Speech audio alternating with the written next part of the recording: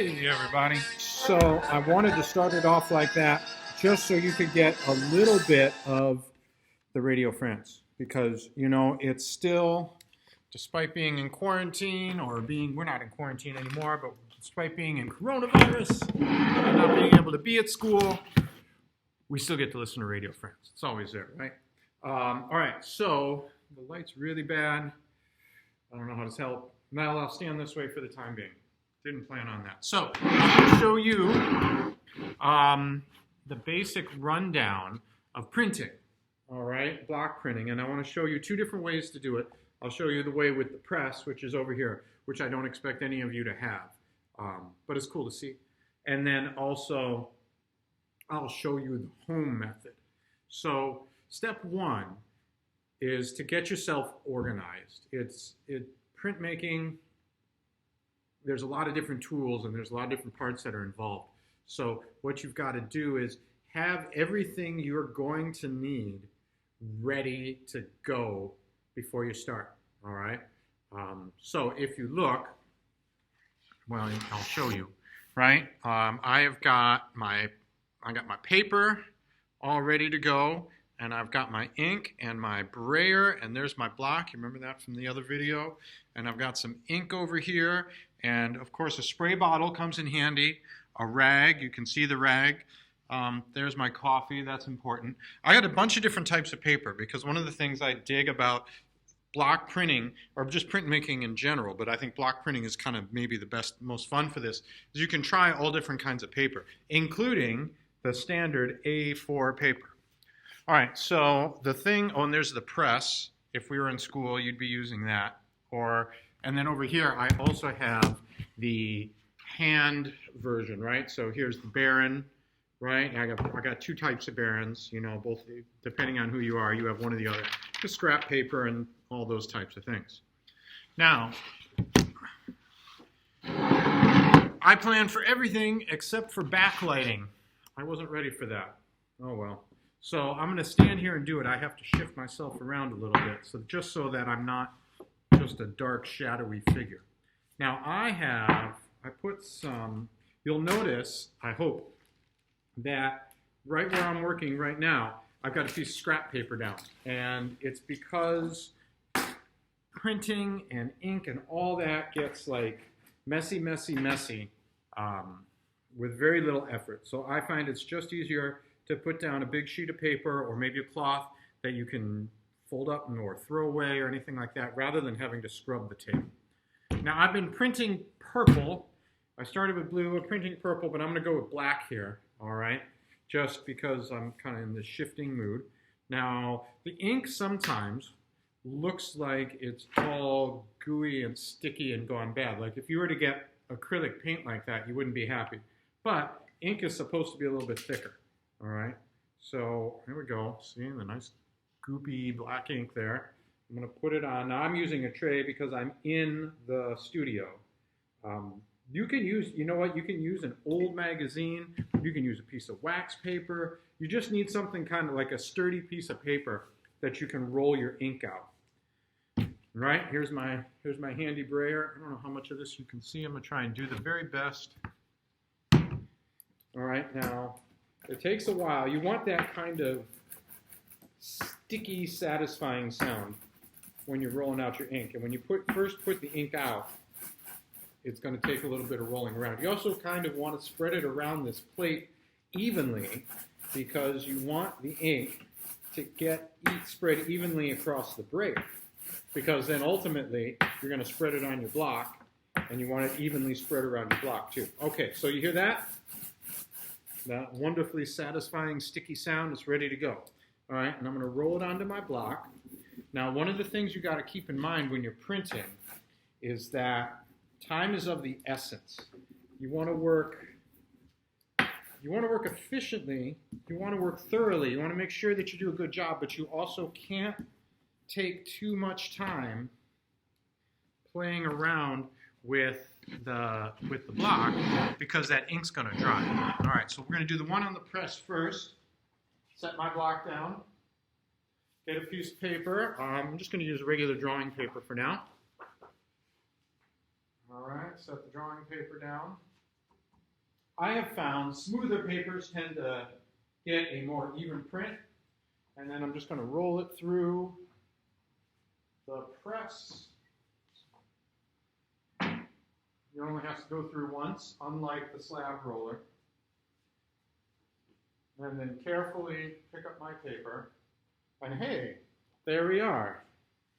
There's my print. Pretty cool, eh? Now, if we were in the studio, I'd say go put it right on the drying rack. But I want to show you a second thing. I'm going to leave it off to the side there. So let's have another go, all right? Now I want to show you the hand method.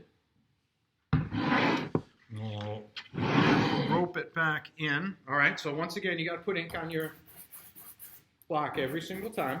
Ooh, I should have put an apron on. I meant to do that. Roll it out. It's okay. There we go. Kind of paying attention to the edges. Do that. Move it over here. I'll move you over. All right, there we go. You can see my block. All right, and then I'm going to, let's see. I'll do a piece of the Chinese paper.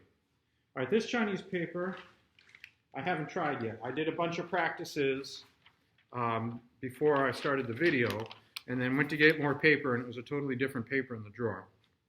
But one of the things I really like, this one's old and grungy, I'm getting rid of that. One of the things I like about block printing, right, is you're making that same image again and again and again and again, so you can kind of experiment and play around. If you remember, I said that an edition of prints is any group of prints that look exactly the same, and that means they're exactly the same shape and size, and that paper counts as size too. You have to have exactly the same shape, they're exactly the same colors, everything is exactly the same about them. I found the way to get a good edition is to just do lots and lots of prints and then kind of edit them so that you find the ones that are exactly the same. The ones that are not the same are called a proof, but we can talk about that later. All right, now I'm going to peel it up. Well, this one didn't work quite as well. I think the impression isn't as strong, but it's kind of there. All right, and you know, that's how it is. Remember what I just said. Just print lots and lots and lots and lots. Now, Joe, I'm going to do one more for you in case you have the other type of Baron at home. Or, you know, you can also use your hands. That's an acceptable way of going about it.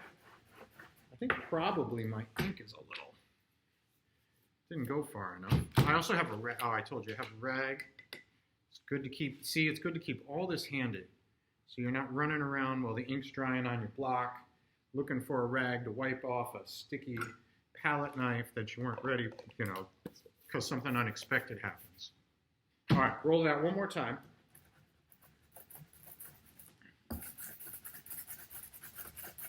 Ooh.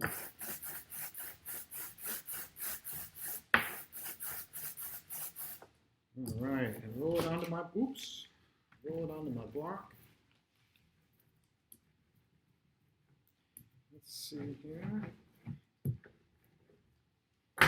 Okay, my hands get dirty. I have to stop and wash my hands about every 10 minutes or so because there's already enough ink on. Now I'm going to do it just on good old A4 paper here. This weather's made my fingers so dry. All right, you can see, oh geez, I'm getting ink all over the page already. All right, now I'll use this Baron. I'm finding I don't like this Baron as much. But you got to give it a good solid press. Put some, as my father would have said, put some elbow grease into it.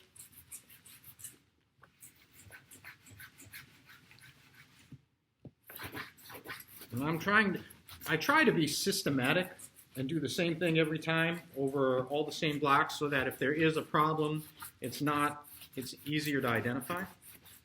Let's see how it worked here. Pull out the spare sheet. Yeah, this one came out all right. That was still a little thin in places, but I'll keep playing with it. Like I said, I try to do a lot, and then that way I can make adjustments to it. So let's just talk about this one for a minute. Now, this is just one color, all right? So this is just one block. I have this image that I want to play around with and do different things with. I am thinking that I'd like to do multiple colors on it, but to do multiple colors requires either printing a whole bunch and then cutting the block again and printing again, or cutting multiple blocks. So I don't know exactly how I want to go about it yet. I wanted to see what this print would look like first before I decide how I'm going to move forward. So what I'll do, like I said, is print lots and lots on all different kinds of paper, and then make some decisions about how the colors can change. And as you saw, I also have some blue and violet ink over here, so I can use those as bases for other prints. But there you go. That's the basic method. If you are at home, give it a try, and you have all these materials. Once again, if you would like me to leave materials at the gate, shoot me an email. Don't write about it in the story. Shoot me an email, and then that way I can make arrangements to have stuff ready for you to pick up. All right, everyone. Well, hope it was hope you're doing all right at home, and we'll see you hopefully sooner rather than later.